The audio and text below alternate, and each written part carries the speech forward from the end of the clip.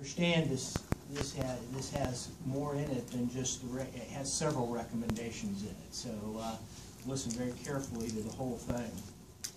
On July 7th, 2014, Carl Olson filed a petition for agency action requesting that the Iowa Board of Pharmacy recommend to the Iowa General Assembly the removal of marijuana from Schedule 1.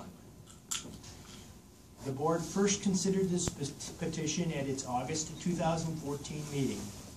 The board tabled consideration of the petition in August and appointed a special committee to further study the request. The committee met on November 17, 2014 and invited public comment on the petition. Numerous government agencies, advocacy groups, and private citizens provided both written and oral comments at the November 17th meeting. Both the committee and the board have thoroughly reviewed the petition and submitted information. On November 19th, the board is meeting in open session to deliberate and render a decision.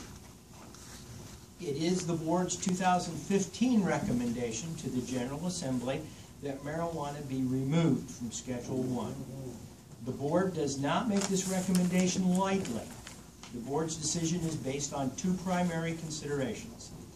First, Iowa Code Section 124.203 requires that this board recommend the removal of a substance from Schedule 1 if the board finds, one, that the substance does not have a high potential for abuse, or two, that the substance has some accepted medical use and treatment in the United States. While the board believes that marijuana has a high potential for abuse, in 2014 the Iowa General Assembly passed the Medical Cannabinoid Act.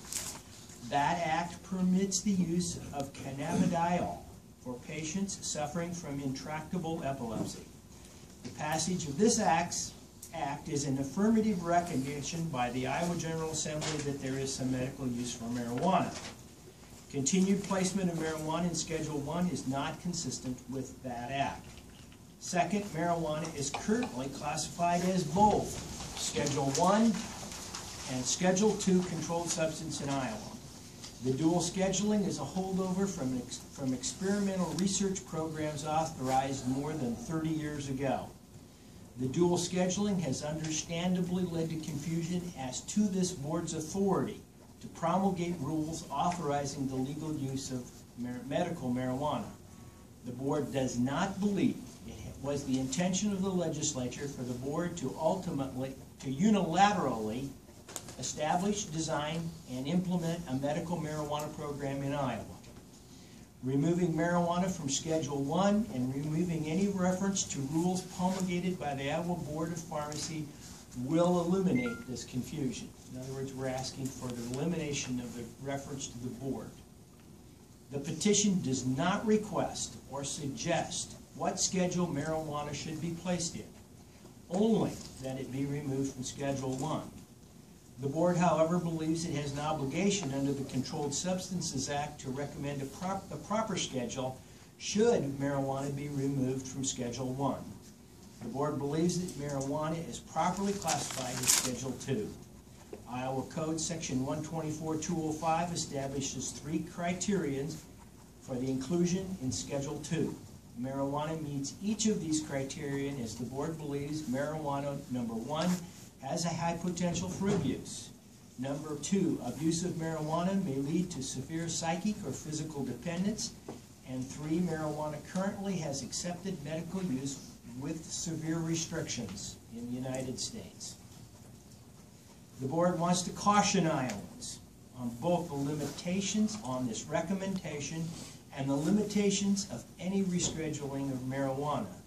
The board is not recommending legalization of marijuana or even legalization of a medical marijuana program in Iowa. The board is simply recommending that marijuana be reclassified as a Schedule 2 controlled substance. The board is further recommending, as it did in 2010, that a coalition of stakeholders be established to further study the potential medical uses of marijuana in Iowa, including further expansion of the use of the cannabidiol oil. These stakeholders should include, but not be limited to, the Office of drug control policy, the Iowa Boards of Medicine and Pharmacy, law enforcement agencies, academia, addiction treatment specialists, patients, and alike. It is incumbent that the establishment of any medical marijuana include the perspectives of all these groups, as no single entity can determine what conditions medical marijuana could be used to treat, what safety measures are needed to prevent the unlawful consumption of marijuana, especially by children and teens, and the myriad of other concerns raised by the potential establishment of a medical marijuana program in Iowa. This board, in particular, has genuine concerns about the ability of any program to establish the standardization of dosage and potency necessary to ensure patient safety and effective treatment.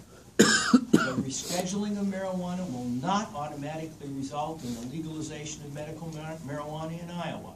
Subsequent legislation will be needed, like the Medical Cannabinoid Law Act, to authorize this, the specific medical use of marijuana or marijuana derivatives.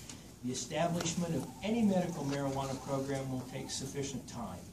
The board acknowledges that this may be difficult to hear for many of Iowans who sincerely believe that medical marijuana will alleviate or even cure their or their loved ones' ailments. Finally, the board cautions that any state medical marijuana program may be suspended by the federal government, superseded by the federal government. Marijuana remains a Schedule I controlled substance under federal law. As a matter of policy, the federal government has allowed states to serve as laboratories of democracy and experiment with medical marijuana programs. This, however, is a matter of policy and not law. The federal government could change that policy at any time, thereby nullifying any action by the state of Iowa.